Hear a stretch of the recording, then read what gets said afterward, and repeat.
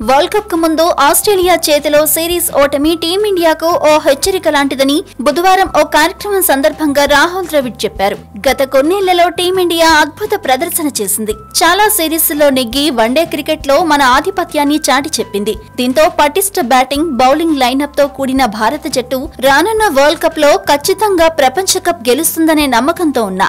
ఆ నేపథ్యంలో Australia series పరాజయం మంచిదే. ప్రపంచ కప్ లో మనం చాలా బాగా ఆడాల్సిన అవసరాన్ని ఆ సిరీస్ ఫలితం గుర్తు చేసింది అని ద్రవిడ్ అన్నారు. మెగా ఈవెంట్ లో రాణించాలంటే ఎంతో అద్భుతంగా ఆడాలన్న విషయాన్ని ఆ ఓటమి గుర్తు చేస్తోంది. కప్పు నెగ్గేందుకు కోహ్లీ సేన శ్రమించక తప్పదు. భారత్ ఫేవరెట్ అనటంలో సందేహం లేదు. మన జట్టు ఇప్పటికీ ప్రపంచ కప్ ఫేవరెట్లలో ఒకటన్నది నా అభిప్రాయం. ఇంగ్లాండ్ లో పరిస్థితులు అంత సులభంగా ఉండవు.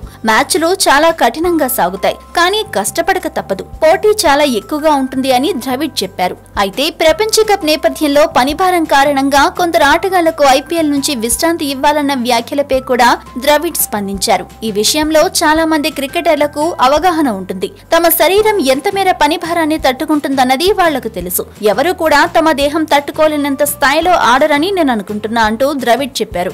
విశ్రాంతి తీసుకుని రావటం కంటే క్రమం తప్పకుండా ఆడుతూ ఉంటేనే తాను మెరుగ్గా బౌలింగ్ చేయగలనని ఆస్ట్రేలియా పేసర్ కమిన్స్ అన్నాడని నేనెక్కడో చదివా. కాబట్టి పనిభారం అనేది ఒక్కో ఆటగాడికి ఒక్కోలా ఉంటుంది. అందరికీ విశ్రాంతినిచ్చేలా ఓ విధానాన్ని రూపొందించటం కుదరదు. మనం ఆటగాళ్లను నమ్మాలి. ఏం చెయ్యాలో వాళ్లకు తెలుసు అంటూ ద్రవిడ్ చెప్పుకొచ్చారు.